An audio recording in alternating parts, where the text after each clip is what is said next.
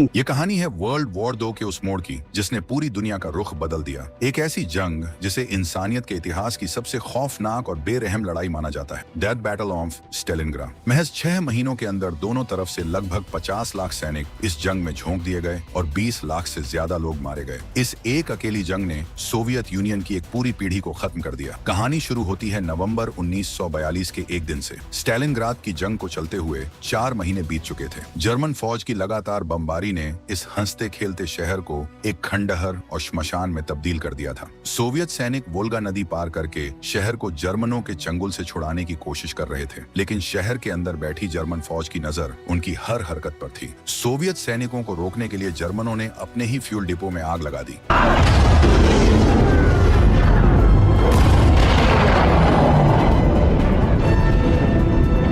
देखते ही देखते पूरी नदी आग के शोलों से भर गई। जो सोवियत सैनिक अभी जमीन पर उतरे ही थे वो इस भीषण आग की चपेट में आ गए, लेकिन इन जांबाज सिपाहियों का हौसला टूटना तो दूर,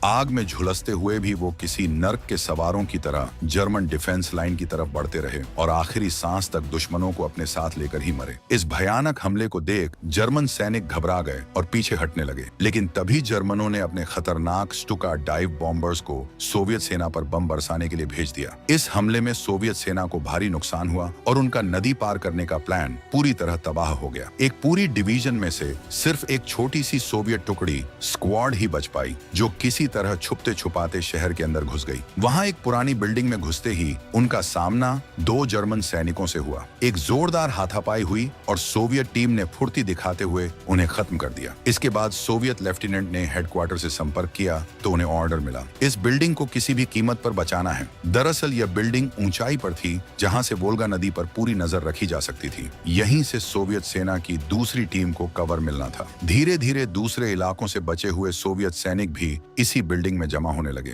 सब अलग अलग यूनिट के थे, लेकिन सबका मकसद एक ही था, अपनी मातृभूमि की रक्षा। मगर अब एक बड़ी मुसीबत सामने थी। उनके पास गोला बारूद इतना कम था कि वो सिर्फ 2 घंटे ही लड़ सकते थे। मजबूरी में उन्होंने मारे गए जर्मन सैनिकों की लाशों से गोलियां निकालना शुरू किया और उनकी लाशों को कचरे की तरह खिड़की से बाहर फेंक दिया।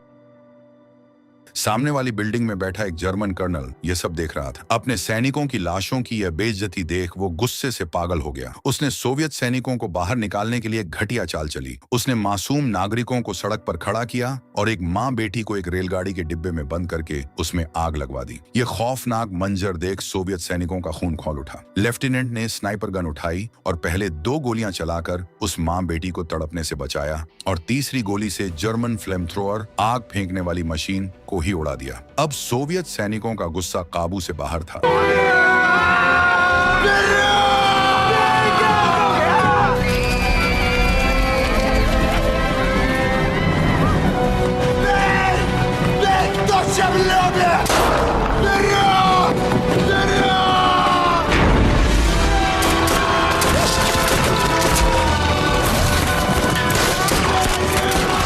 वो हुर्राह चिल्लाते हुए बिल्डिंग से बाहर निकल आए और जर्मनों पर टूट पड़े। जर्मन कर्नल ने सोचा था कि वो उन्हें फंसा लेगा, लेकिन उसने यह नहीं सोचा था कि एक गुस्से में भरा सोवियत सैनिक कितना खतरनाक हो सकता है। सोवियत सैनिकों की बहादुरी देख जर्मन उल्टे पैर भागने पर मजबूर हो गए। इस झड़प में जर्मनों के 14 सैनिक मारे गए, जबकि सोवियत के सिर्फ 6। लेकिन इस लड़ाई में उनका बचा कुचा बारूद भी खत्म हो गया। बारूद की तलाश में निकले एक सोवियत सैनिक ने, जो जंग से पहले एक मशहूर सिंगर हुआ करता था, अपनी चालाकी से 3 जर्मनों को अकेले ही ढेर कर दिया।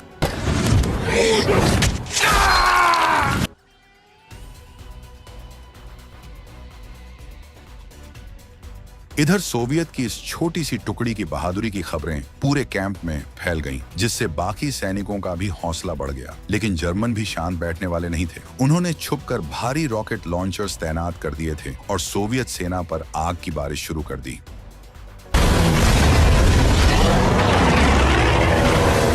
बिल्डिंग में मौजूद टुकड़ी ये तबाही बेबसी से देख रही थी। तभी उनके एक आर्टिलरी मैन तोपची ने एक नामुमकिन सुझाव दिया कि वो अपनी आखिरी तोप के गोले से उन रॉकेट लॉन्चर्स को उड़ा देगा। हालांकि निशाना सीधा नहीं था, लेकिन अपनी मैथ की कैलकुलेशन और सटीक एंगल की मदद से उसने एक ऐसा शॉट मारा कि जर्मन रॉकेट कैंप में धमाकों की लाइन लग गई।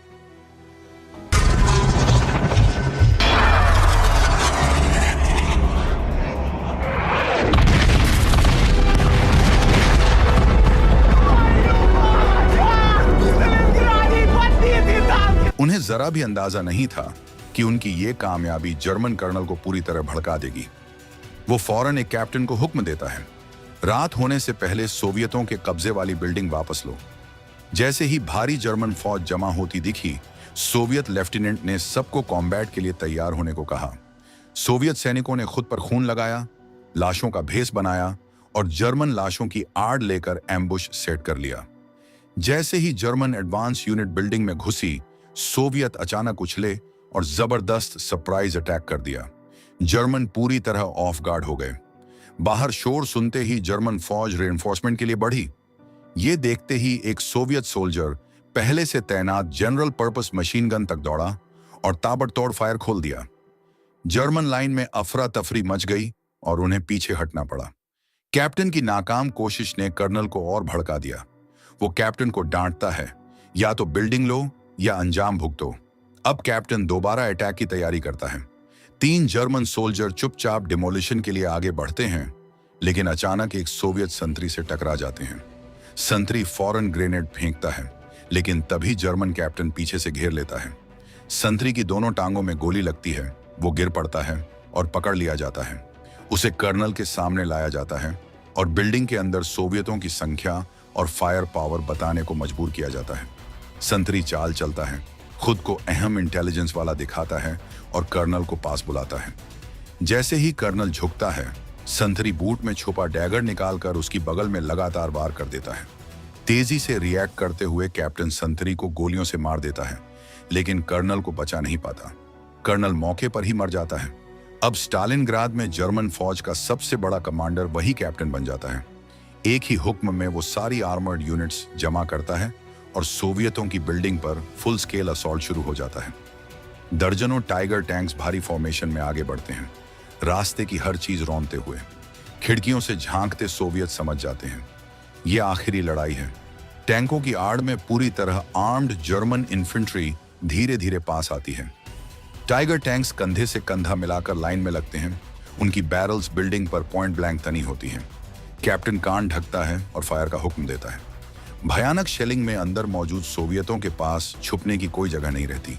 पल भर में भारी नुकसान होता है। बॉम्बार्डमेंट रुकते ही कैप्टन असॉल्ट का आदेश देता है। एक भी कोना बिना चेक किए न छोड़ा जाए। अब सिर्फ मुट्ठी भर सोवियत बचे हैं, लेकिन वो आखिरी सांस तक लड़ने को तैयार हैं। इसी बीच सोवियत लेफ्टिनेंट डिवीजन HQ से कांटेक्ट करने की कोशिश करता है, लेकिन रेडियो ट्यून होने से पहले ही जर्मन कैप्टन उसके पीछे होता है। दोनों आमने सामने पॉइंट ब्लैंक रेंज पर एक साथ फायर खोल देते हैं। गोली खत्म होने तक दोनों शूट करते रहते हैं। कोई पहले गिरने को तैयार नहीं। तभी एक बचा हुआ सोवियत सोल्जर फायर सुनकर दौड़ता है, लेकिन लेफ्टिनेंट उसे गोली न चलाने का इशारा करता है। सोल्जर कैप्टन का ब्लीडिंग रोकने बढ़ता है, मगर लेफ्टिनेंट उसे रेडियो पर HQ से तुरंत आर्टिलरी कवर मांगने को कहता है। अब भी बड़ी जर्मन फौज पास आ रही है और सोवियतों में रोकने की ताकत नहीं बची। वोल्गा नदी के क्रॉसिंग पर ऊंचाई होने की वजह से ये बिल्डिंग जर्मनों के हाथ नहीं लग सकती। अब बस एक ही रास्ता बचता है, म्यूचुअल डिस्ट्रक्शन। Калуга, дайте огонь! Сейчас дайте! Координаты! Квадрат 24, долгота 17 градусов, широта 14. Как поняли? Прием! Калуга, вас не понял. Это координаты дома, где наша часть. Как поняли, Калуга? Это мы вызываем! Дайте огонь! Немцы лезут! Дом, дайте огонь сейчас! Понял. Понял вас, Калуга. Все понял. Качайте, ребят.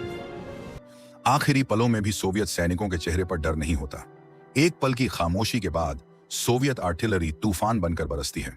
बिल्डिंग के चारों तरफ मौजूद जर्मन टैंक्स और इन्फेंट्री एक ही झटके में तबाह हो जाते हैं। पूरी इमारत मलबे में बदल जाती है। अंदर मौजूद सोवियत सैनिक भी आर्टिलरी की आग में अपनी जान दे देते हैं। और यह था स्टालिनग्राद की लड़ाई का बस एक छोटा सा हिस्सा। हकीकत में इसी बिल्डिंग में सोवियत स्क्वाड पूरे 58 दिन तक लड़ा, बिना गोला बारूद, बिना खाना, बिना रीइंफोर्समेंट। स्टालिनग्राद में एक सैनिक की औसत जिंदगी 9 मिनट से भी कम थी। तबाही का स्तर खुद सब कुछ बयान करता है। जर्मनी की फांसीवादी आक्रामकता के सामने सोवियत जनता ने सरेंडर नहीं किया। अटूट हौसले और जज्बे के साथ उन्होंने इन्वेजन का सामना किया। दुश्मन की बंदूकों के सामने वो कुर्बानी से नहीं डरे, भारी बॉम्बार्डमेंट में मलबे के नीचे दबने से भी नहीं घबराए।